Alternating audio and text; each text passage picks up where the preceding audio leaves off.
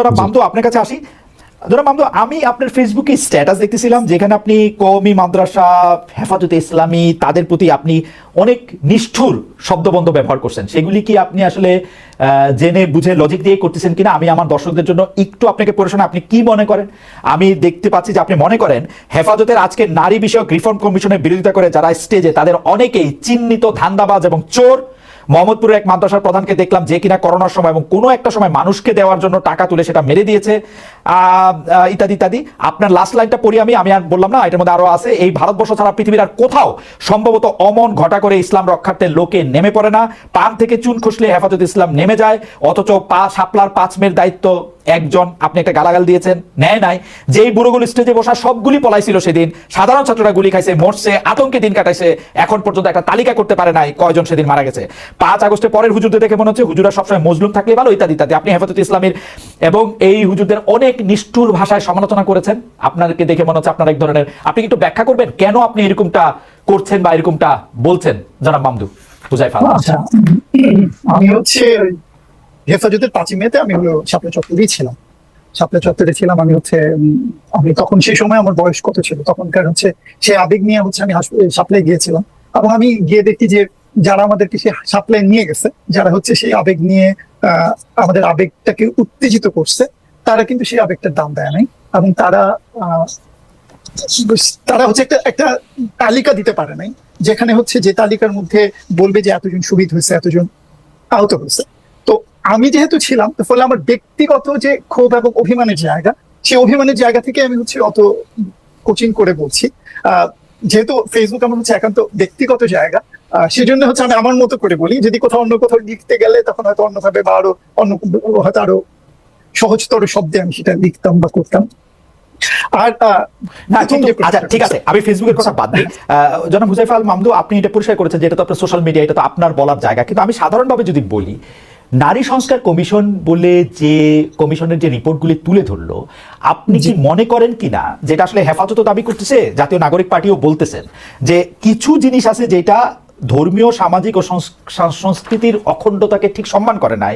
হেফাজত বলতেছেন প্রেস রিলিজের মধ্যে যে এইটার মধ্যে থেকে আসলে মানে এই সংস্কারটা আসলে ঠিক ধর্ম মেনে হইতেছে কিনা সেটা দেখারও একটা জায়গা আছে। আপনি কি মনে করেন? এইগুলি বলা তো রাইট আছে ওনাদের, তাই না? আচ্ছা, আমি যে জিনিসটা দেখছি সেটা এই পুরো কমিশন, মানে নারী রিফর্ম কমিশনের পুরো সুপারিশ মালাকে ওনারা বাতিল করে দিতে চাইতেছেন।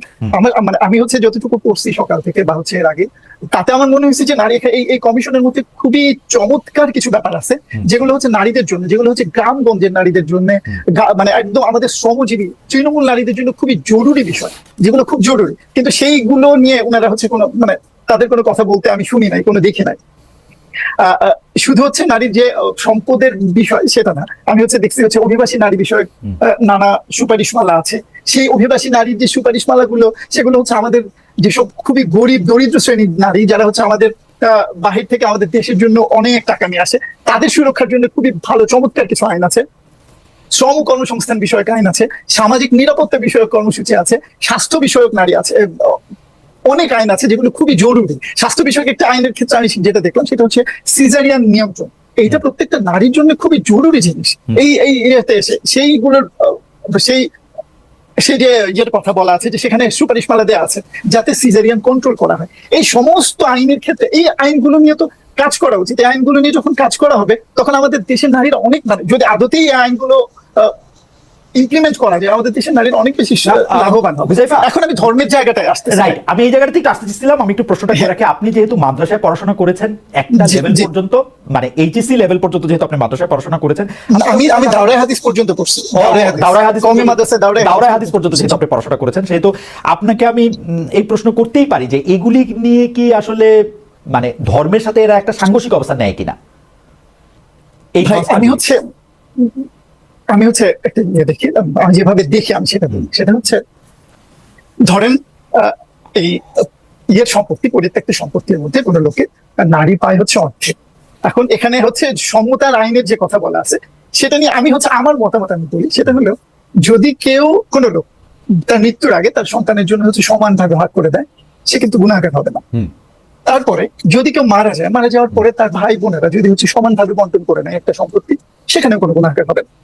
ফলে এইটা হচ্ছে একটা ব্যাপার। ফলে আপনি যদি হচ্ছে এরকম একটা আইন করেন যে আইনে একটা কিছু মানুষকে উন্নতি দিচ্ছে, কিছু মানুষের অধিকার দিচ্ছে, আমার মনে হয় না সেটা হচ্ছে ইসলাম বিরোধী, কোরআন বিরোধী হবে। কারণ কোরআন আসলে আদতে মানুষের অধিকার রক্ষার জন্য কাজ করে। আমি হচ্ছে একটা রিপোর্টের কথা বলছি, বিআইএইচ এর সার্ভেতে আছে যে বাংলাদেশের ল্যান্ড ওনারশিপের মধ্যে সোল অথবা জয়েন্ট ওনারশিপ হচ্ছে 13% নারীদের, আর আমাদের হচ্ছে ছেলেদের ওনারশিপ হচ্ছে 70%।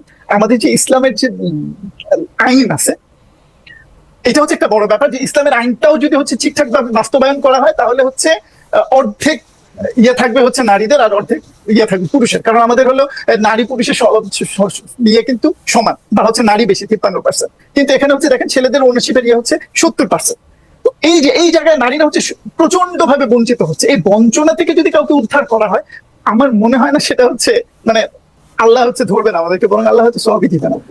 আমি এভাবে দেখি। আচ্ছা হুজাইফা, এইটার ক্ষেত্রে আমরা দেখতে পাচ্ছি যে এই উত্তরাধিকার প্রশ্নেও আসলে নারী পুরুষের অধিকার সমান কি সমান না সেটা নিয়ে আসলে যারা এইটার সমালোচনা করতেছেন তারা অনেক মারাত্মকভাবে সমালোচনা করেন। আরেকটা মারাত্মক সমালোচনা পয়েন্ট হচ্ছে একটা তো উত্তরাধিকার আইন, আরেকটা হচ্ছে পারিবারিক বা বৈবাহিক জীবনে নারী পুরুষের বা স্বামী স্ত্রীর যে সম্পর্কের ক্ষেত্রে কোনটা ন্যায় অন্যায় সেইটা প্রশ্ন একটা মারাত্মক সমালোচনা এটার এই সংস্কার কমিশনের একটা আইন নিয়ে আছে। আরেকটা সমালোচনা আছে হচ্ছে একটি নির্দিষ্ট পেশা, যৌন পেশাকে আসলে শ্রম স্বীকৃতি দেওয়া হবে কিনা সেটা নিয়ে। সেই দুইটা নিয়েও যদি একটু আপনি বলতেন তাহলে আমরা একটু আশরাফ মাহাদিকে শুনতাম। আমার কাছে মনে হয় এগুলি একটু অ্যাডভান্সড এবং এইটার জন্য বাংলাদেশ রেডি হয়েছে কিনা সেটা একটু বোঝার ব্যাপার আছে। উত্তরাধিকার নিয়ে আপনি যা বললেন সেটা নিয়ে আমি আসলে একমত। আমি জনাব মাহাদিকে এটা শুনতে চাইবো, আপনি এই দুইটা বিষয় নিয়েও যদি একটু বলেন। আমি হচ্ছে ওই যদি হলো যৌন ম্যারিটাল রেপের যে আলাপটা আসছে, সেই আলাপটার ক্ষেত্রে আমি যদি বলি যে সেই শব্দবন্ধটা এখনো হচ্ছে আমাদের বাংলাদেশ প্রস্তুত না।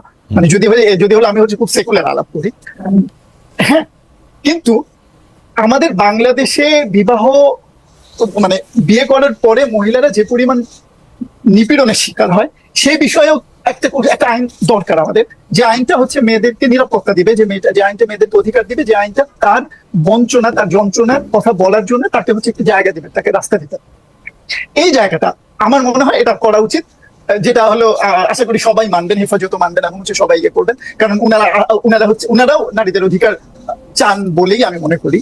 আর যৌন যেটা যৌন শ্রমের ক্ষেত্রে যে জায়গাটা আমার কাছে মনে হয় না, মানে আমি ব্যক্তিগতভাবে এই জিনিসটাকে শ্রমের মর্যাদা দেওয়ার পক্ষে না। মানে আমি জানি না এটার এই বিষয়ে মর্যাদা দেওয়া উচিত কিনা, কারণ এই বিষয় নিয়ে আমি আসলে ভাবিনি। কিন্তু যারা হচ্ছে এই কাজটায় জড়িয়ে পড়েন তাদের অনিচ্ছায়, যারা এই কাজটায় জড়িয়ে পড়েন নানা সামাজিক বঞ্চনার মধ্য দিয়ে, তারা কেন অধিকার পাবেন না সে বিষয়টা আমি জানতে চাই সবার কাছে, যে কেন তাদের অধিকারটা তাদেরকে দেওয়া হবে না, কেন অধিকার বঞ্চিত। আমার মনে হয় এই প্রশ্ন দুইটার উত্তর আমরা যেন মাহাদির কাছে কি নিতে পারি। কিন্তু হুজাইফা, আপনি আমাকে একটা জিনিস বলেন তো, যে দুইটা প্রশ্ন এখানে আসে, দুইটা প্রশ্ন কিন্তু, যে ধরেন নারীদের যদি সম্পত্তিতে উত্তরাধিকারের ক্ষেত্রে সমান দেওয়া হয় তাহলে পুরুষের ক্ষেত্রে থেকে এটা কমে যাবে, পুরুষরা এটা মানবে কেন আসলে?